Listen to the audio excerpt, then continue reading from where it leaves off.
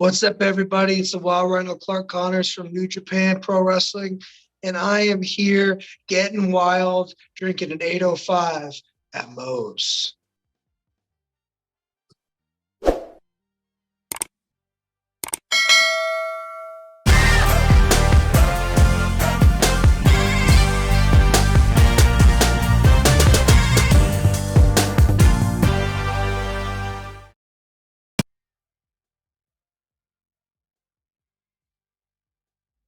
All right, everybody. Want to thank Reaper Apparel for having Drinkin at Moe's be a brand ambassador.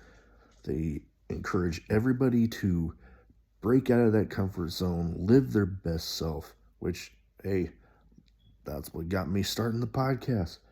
But they got great clothing, great apparel, t-shirts, hoodies, beanies, hats, all that good stuff.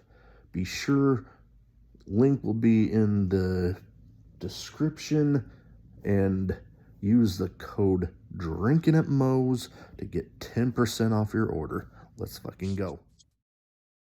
All right, everybody. Welcome, Drinkin at Moe's. Big Mo here. YouTube, as always, like, subscribe, comment, all that good shit, because YouTube algorithms are a pain in the ass. Most places you can find your podcast. Today, I'm super excited to have with me Clark Connors. How you doing? I'm feeling good, man. Having a beer in the afternoon is always a good day. Oh, yeah. No, I debated trying to figure out if I could. Dog's acting crazy. I have one of Stone Cold's American Lagers left. I'm like, man, I'm really wanting to save that for Mania. That was my goal from I bought it and I have one left. And here in Omaha, Nebraska, you can't find that shit anywhere. Fair enough. But first thing I'd like to start off everybody with is, what got you started as a fan? And then what got you started deciding to make the leap into the business? Because everybody's got their own story. Yeah, I think I've always kind of been drawn to pro wrestling because I've been an athlete since I was a kid. I played football since I was in third grade, and just always been attracted to being an athlete, getting cheered on. And then you can combine that with, as I got older, I got way more artistic.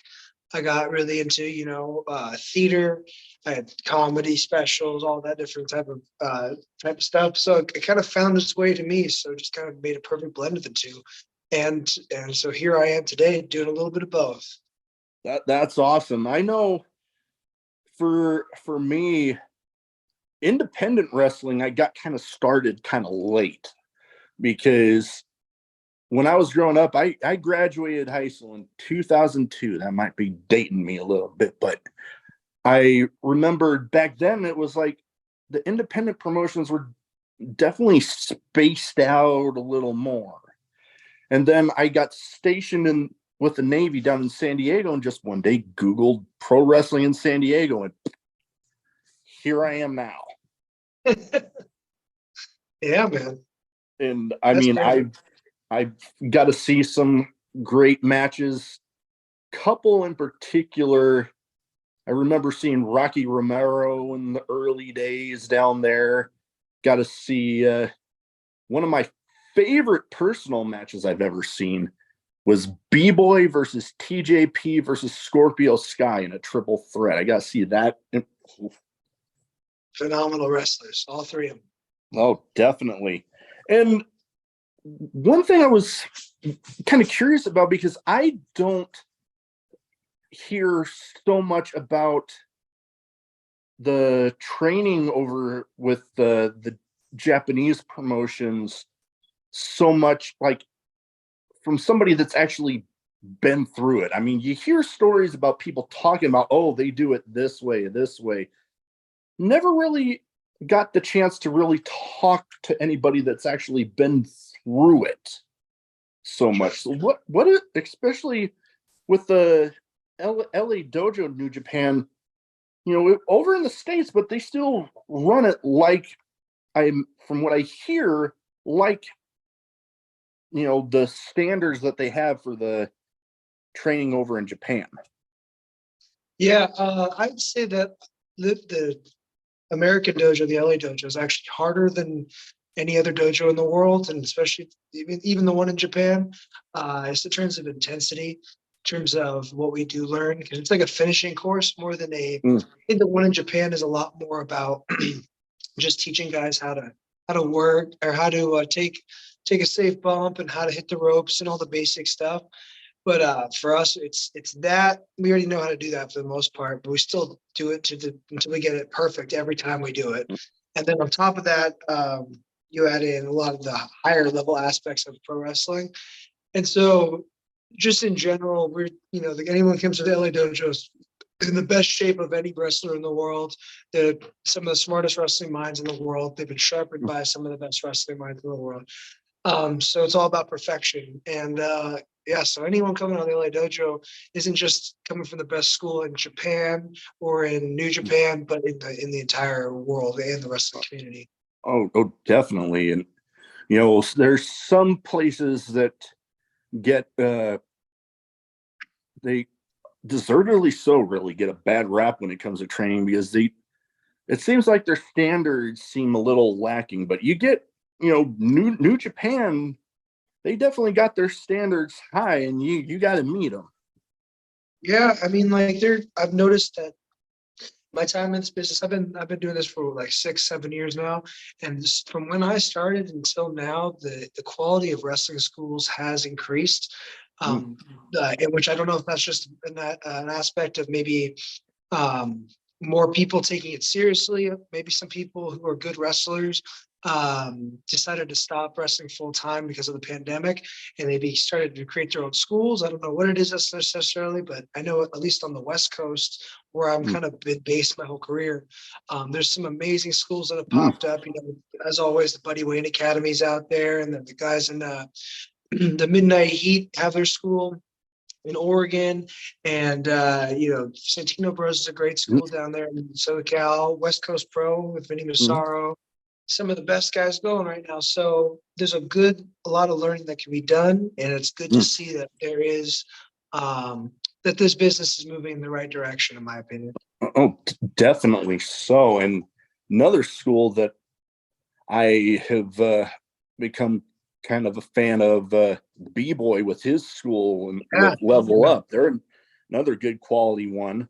And you bring up, with some of the people that trained you. One of them kind of for those that have seen the newest, as of last week, the newest episode of Ring of Honor on Honor Club, you coming out for the defense of the LA Dojo and the one and only Mr. Shibata. And correct me if I'm wrong, the thing that took him out for a while, it kind of boggles my mind that he survived the same thing that killed Bruce Lee. Yeah, maybe. I don't know. How did Bruce Lee die? Again, I forgot. I'm trying to remember the exact name of it, but I knew that shortly after he had a match with AEW, I believe against Orange Cassidy, that I was remembering them talking about it, and I'm like, holy shit, that's it. And I went up and I Googled it just to be sure. I'm like, holy shit, that is the same damn thing. And it's kind of wild that there he is in the ring doing his thing, and the same thing that took out Bruce Lee, of all people. Yeah, I mean, Shibata is a badass dude. You know what I mean? I believe it's subdural hematoma or something along those lines. Yeah, something along those lines. But yeah, that's something that you can't really teach that. It's just having fighting spirit. You're right. If someone like Bruce Lee can go down from something like that, it does tell you also though that what we do is serious. That is. You got to be careful out there, but you also got to be. It comes from more than just good training. You have to have a strong heart too. So Totally, yeah. You have to have that strong heart, that fighting spirit to make it through things like that, because shit happens, for the lack of a better way to put it. And if you don't have that, then you might not have the same luck. Yeah, it's a good point, man. It's a good point. And cool thing that I was actually just recording with the promoter of Warrior Wrestling yesterday, which you were slated for their card coming up a week from Saturday in a match I'm personally excited about against Davey Richards. But we brought up in there the match you were involved in at the first AEW New Japan Forbidden Door show, which originally you weren't scheduled in there. The guy that you faced to get into that match, Tomohiro Ishii, who I am one of my personal favorites right now, that he got injured and that you got in there. And I'm like, I'll admit, when I first heard about it, I'm like, oh, damn, I don't get to see Tomohiro Ishii. But then I get into the match and I'm like, holy shit. Yeah, I mean, Tomohiro Ishii is one of the baddest dudes on the planet. And he might be made of granite, but sometimes you can get hurt out there. So you might be able to plan it. So yeah, you got to be ready to go in this business, and just like in anything else. So it's sports. So when the first man's down, there's next man up. So that's military as well, right? So we have that mentality too in New Japan. That's only true. But yeah, it was a really cool experience to go out there and get to wrestle some really great wrestlers at Forbidden Door, and for people to get more exposed to who I am, and get a little taste of the wild rhino, because I think it's something that they could really get behind, because people just need to get eyes on me, and then it kind of always speaks for itself, or it always has been. So it's half the battle is just doing it, Oh, totally. And, right now with New Japan, you're really all over the place, not just New Japan. I mentioned a little bit ago, you come into the defense of the LA dojo with the Ring of Honor tapings, and you're going to be facing off against Wheeler Yuta here soon. Well, as of recording, I believe that match was already taped, but I believe that's airing as of recording of this tomorrow. I believe. Yeah. That's going to be some special. I'm interested with the little bit of the turn that Wheeler Yuta has been having as of late. That little bit of that attitude that, him and all the Blackpool Combat Club guys really have been having as of late. What was it like going into that? Because not only there, but we'll go into some other places, really just about everywhere right now. Yeah, got a really good opportunity to go out there. I was backstage at AEW the week before, and then they got me to come out and fly down to Dark and to Ring of Honor. So it was good to get an opportunity to wrestle against Wheeler Yuta. Once again, kind of show everybody how good I am, who aren't used to seeing me. And it's kind of a theme we're getting at here, right? When I get an opportunity, it's going to be a pretty fun match. So look forward to a great one. Wheeler Yuta is a hell of a competitor. Yeah, you're right though. He does have a little attitude, and I think a lot of those guys do, because they're kind of in the same position as I am. If you think about it, they've always been kind of getting their flowers here and there. Don't get me wrong, Bryan Danielson has gotten his flowers at some point, a couple times, but a guy like Claudio and Wheeler Yuta and all those guys, man, it's just like, I guess Moxie's got his flowers every once in a while too, but at least Yuta and Claudio have been always been these underrated guys, and so they're going to show themselves what they can do. So that was good for me to get in there with Yuta and show everybody that the same thing. It was kind of this story that it is naturally, right? It's just Oh two guys yeah. with themselves. Oh yeah. No, and sometimes that's all people need is that opportunity to show others what they're capable of, to get eyes on them, and boom, they can shoot off like a rocket. That's all you need. Definitely. And another cool thing, like we said, a little bit of everywhere right now.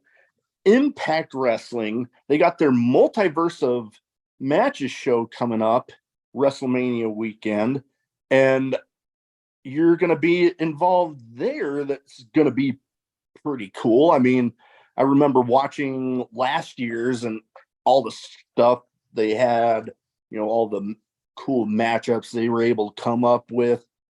Pretty interesting concept that, thinking just a few years ago, stuff like that, especially on like national TV scale, wasn't even possible. Like people weren't even thinking of doing that. Yeah.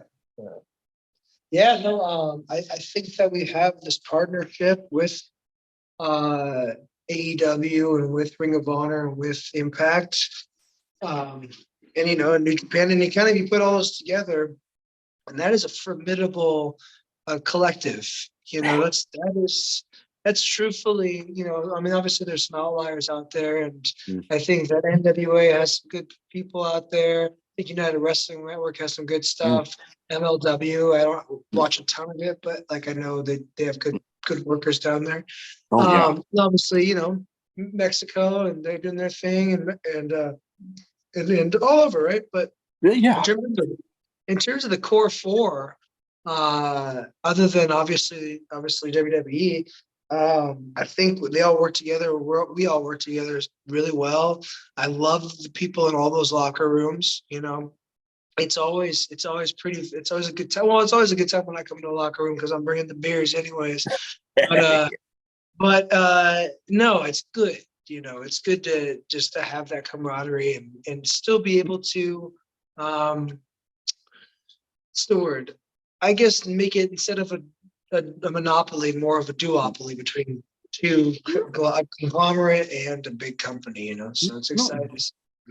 Oh no, I'm definitely excited for it, because you think of especially the three big companies you mentioned with Impact, New Japan, Ring of Honor in there with AEW, but all of those together, the talent alone in just contractually with those companies alone, mind blowing. Mm-hmm. You get those able to work together, and the stuff that you can come up with, like, good Lord. I almost think that even the dream match wouldn't even be putting it right. It'd be a whole damn dream card. Oh, I mean, I think that was the original idea behind Forbidden Door. Yeah. Is to create these cards and these scenarios.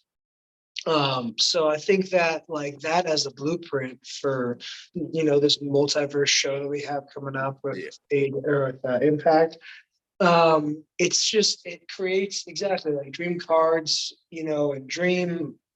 Hell, you could have dream conventions, man. You could have 3 nights of like these badass shows where everybody crosses over. There's a lot of good wrestling to be had. It's the highest level wrestling in the world, for the most part. Oh yeah. And it's not entertainment, it's wrestling. I mean, it is entertaining. But yeah. No, I'm with you there, and kind of wanted to go into a bit of what you feel the future has in store for you.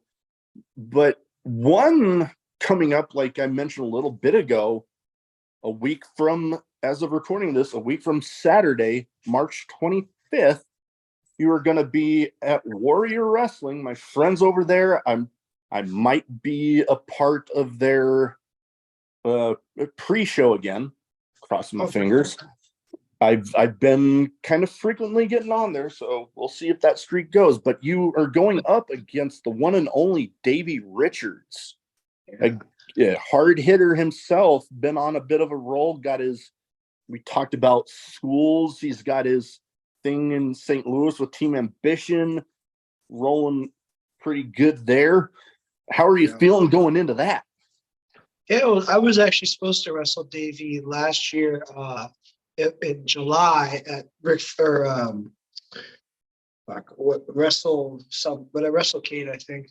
And but I blew out, or I busted. That's when I busted up my back really bad. Oh yeah. So I missed that match, and that was actually for the MLW middleweight belt. So yeah, that one really was a setback for me. So I've been looking forward to this match pretty technically for, I don't know, 7, 8, 9 months now, in a way, if you look at it like that. So so I'm ready. I'm finally in good shape again. It's taken me about 9 months to get back into good shape. Like, I mean, on the outside look all right, but like where my lungs are back to where they should be, because I hadn't been able to run around the ring a lot, So my cardio is pretty much back, and thank God, because I have to go up against Davey Richards, and he's just an animal in there. But the thing is, he's an old man, you know what I mean? And no offense to him, and I don't mean it like in a bad way, but he's for this business, you got to be able to, if you want to run with the dogs, let's go, man. So I'm going to push him too. I'm going to have some fun pushing him a little bit, and we're going to get in there and fuck about a little bit. So it's going to be a match, I think, for Warrior Wrestling that is different than anything else you're going to see on that card, and it's going to be hard. You know what I mean? Oh yeah. And best man will win. See how it goes from there. Oh yeah, no, like I said, talking to the promoter there last night, and yeah, they do a pretty good job there of having a little bit of something for everybody. They got the lucha stuff. They got an amazing lucha champion right now in Vikingo. They got stuff with Casey Navarro and their title, and consistently great women's matches, great tag matches, and great hard-hitting stuff that you're going to be involved in there with Davey Richards. What's some more stuff coming up here soon that you're looking forward to about what the future has in store? Okay. So I am gonna be at WrestleCon, obviously, doing those shows. I'm gonna give you a scoop. When are you dropping this podcast? I'm gonna have it be a part of my WrestleMania week celebration, so I'm imagining Thursday or Friday of that week. I don't know. I'm trying to remember when Multiverse of Matches is going on, but I can drop it before that. Oh, don't worry about it. No, don't worry about it. Yeah. No, I was just gonna say I have a WrestleCon booth this year, so that's just something I would want to get out to anybody. But at this point, if you're listening to this podcast, you've already been in my WrestleCon booth, and we had a fucking sick time. So thank you for coming. And then other than that, we got so after Mania week, and if you're there on Fridays, I'll be at Prestige Wrestling on WrestleCon. And then I'm doing Championship Wrestling from Hollywood at some point in this near future. We're going to be for New Japan in DC on the 15th of April. 16th of April, we're going to be in Philly at the 2300. Nice. And then I got some other shit lined up, but I don't remember exactly what it is right now. And then you'll be seeing me in Japan sooner or later, I'm assuming. So nice. Keep your eyes on it for me. I'll be out there. Oh, definitely. And like I mentioned, this episode will be a part of my WrestleMania week celebration. Unless he ends up having to back out, because I know he wasn't feeling too well recently. Alex Cardoza of Fightful, I'm talking to him tomorrow. So I imagined those were actually going to be my 100th episode that I've released. So I imagine I was going to do bit of a celebration, not only WrestleMania week, but 100th episode. I was going to have you and him, boom, I right love in it. there. Well, either way, I'm going to say happy 100th episode. Then, very congratulations. That's very cool. Thank you. Yeah, I've had some people on that, not quite year and a half in, but like some people that I never thought that I'd ever have that early on. Like my first ever Zoom interview was with the SATs. That's I great. Those guys are awesome. Shortly before Tony Khan bought Ring of Honor, I had actually confirmed with Kerry Silkin, and I had him on scheduled shortly after, and got to talk with the guy that was in New Japan, but back in WWE now, going back again by Bronson Reed at a Warrior show. So nice. I've had some good, Heck yeah, good stuff in there. Oh yeah, no. So I'm excited to hit this milestone and get working on that next 100. So congratulations, my friend. But two categories I have that I kind of round off the show with. One's a bit of a name game. I try to tailor it to the guests, and a lot of these guys have either been New Japan, AEW, but looking at match cards, found out some people that, according to what I saw, you've been in the ring with. So we're going to go ahead and get started. You give me your first thoughts on each person. Okay. First one, Tomohiro Ishii. He is made of concrete. Oh man, I remember one of the first matches I ever saw of him. I believe it was a Wrestle Kingdom show, and here in the States, you see people throwing headbutts, and you're like, okay, they make it look like you actually hit the person pretty hard. I remember that show in particular. I was watching him do a headbutt, and you can literally hear the bone on bone just smack, and like, ow, my head hurts just watching that. Yeah. He's nuts, man. He's a cool dude, though. It's crazy. Oh yeah, I hope to one day get to meet him, but we'll see when that happens. Oh yeah, I'm sure someday. Next one, guy I mentioned was in one of my favorite matches I ever personally saw, TJP. Emo skater boy, backstabber, but good person. With some of the people he hangs around with right now, I can see that. Yeah. I always will respect him as a veteran in this business, and he's one of the guys going right now that's passing on how to be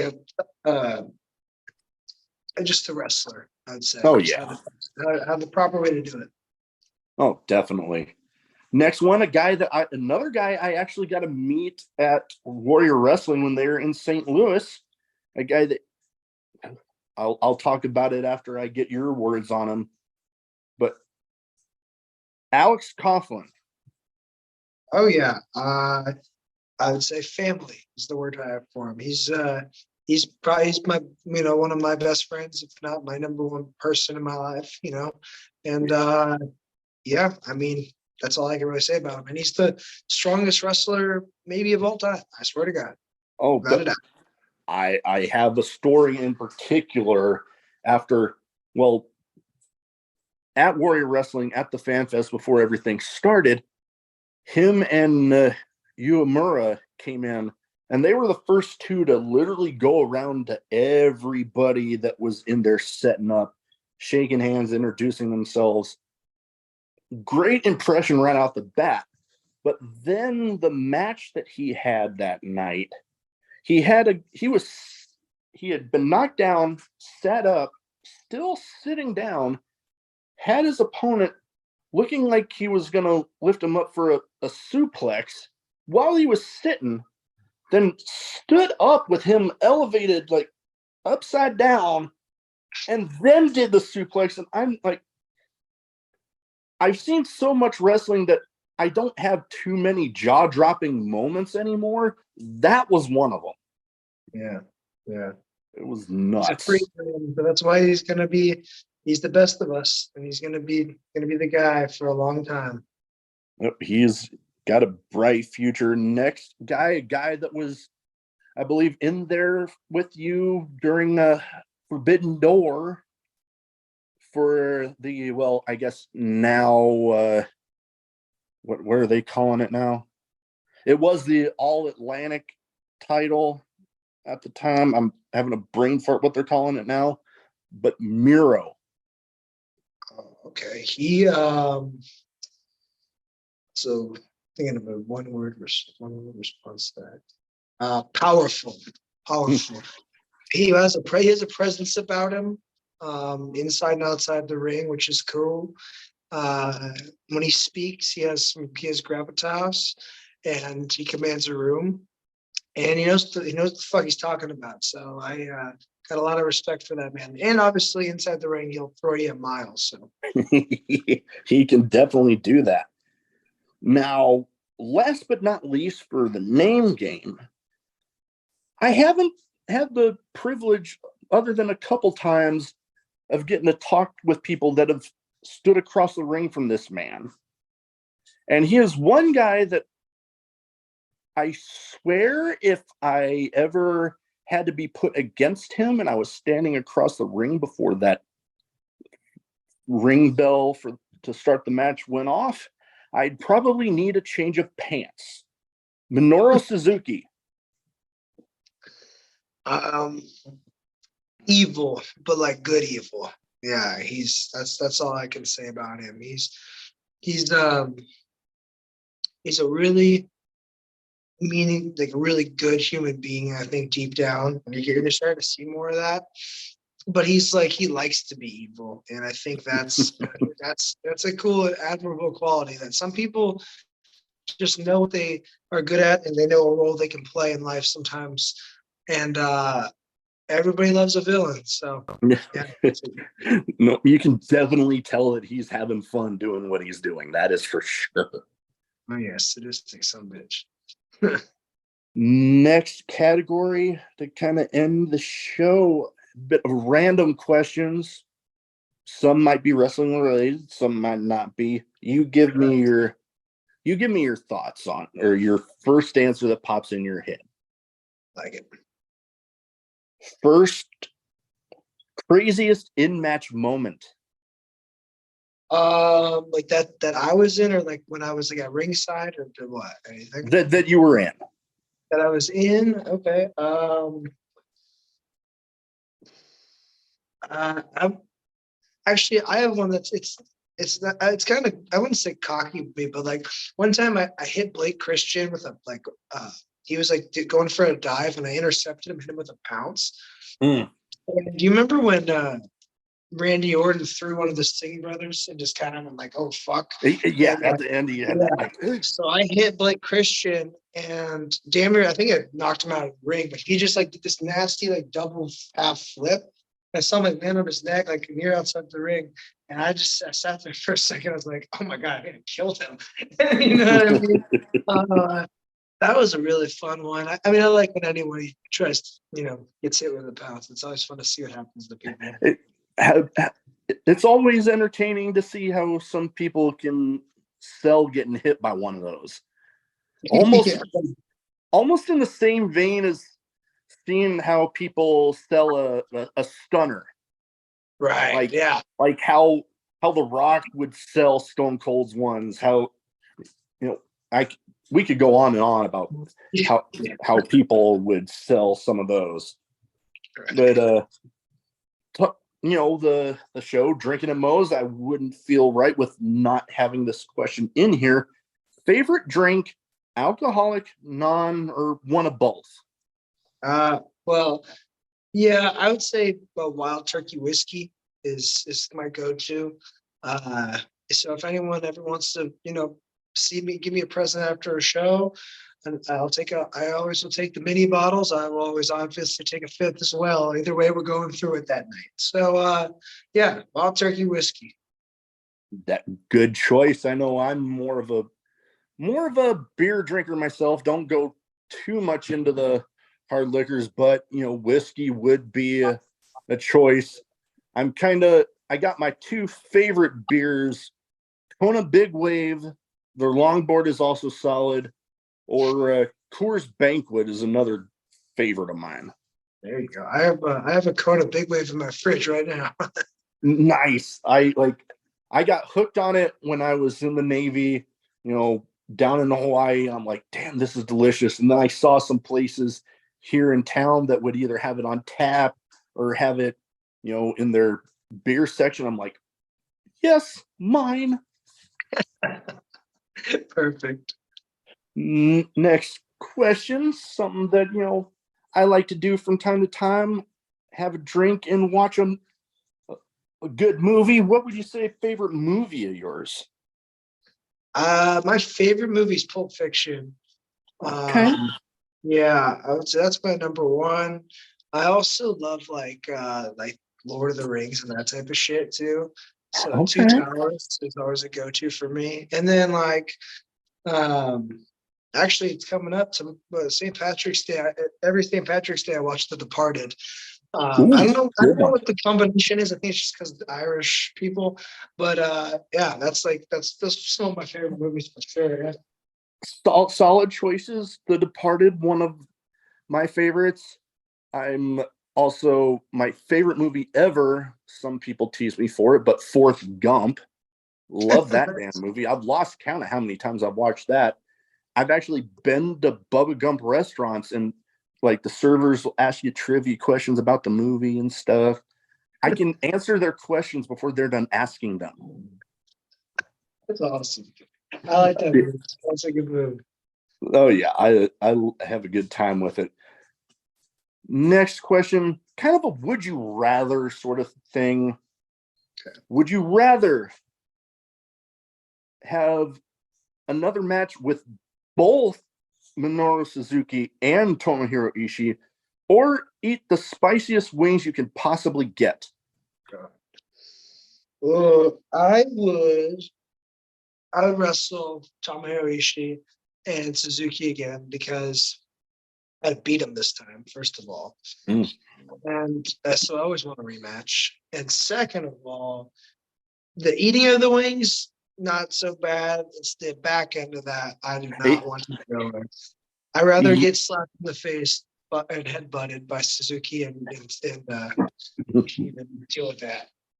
Oh yeah, no. I've only myself ever did one spicy wing challenge, the Buffalo Wild Wings one. Completed it, but my hands were burning clear through the next morning. Yeah, no, thank you. It was bad. I like spicy food, but I like the stuff that you can still taste somewhat of the flavor with it. Yeah. And stuff like that is just like, my mouth's on fire. Yeah, not fun.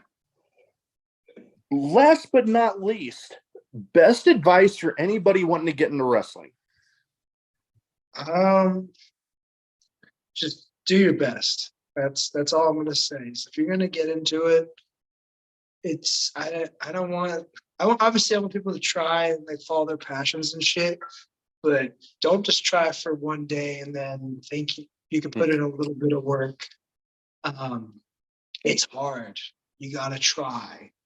And if you just do it just to do it, and it makes everybody in this whole business look worse.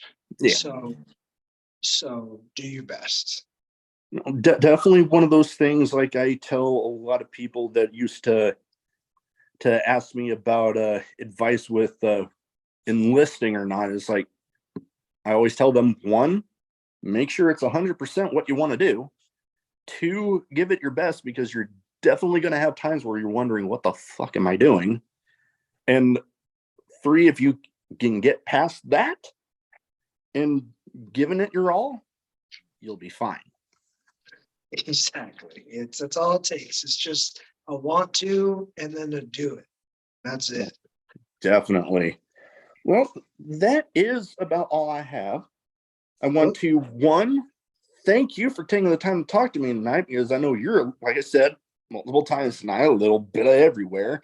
Want to wish you the best with the upcoming shows with Warrior, with the multiverse of matches, and Ring of Honor, hopefully getting in there even more with them because they're getting back up and rolling.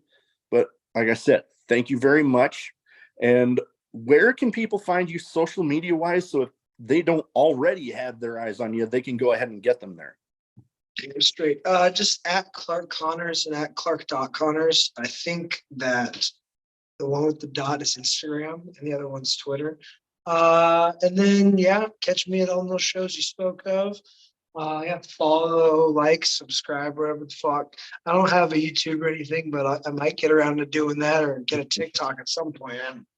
And then just wherever wherever there's a party in need. If you want shit to get a little bit more stirred up, the wild ride a little bit here. All right. Well, like I said, thank you very much, and you're welcome back anytime. Awesome, man. And thank you for your service, my man. Thank you. It was an honor of a lifetime.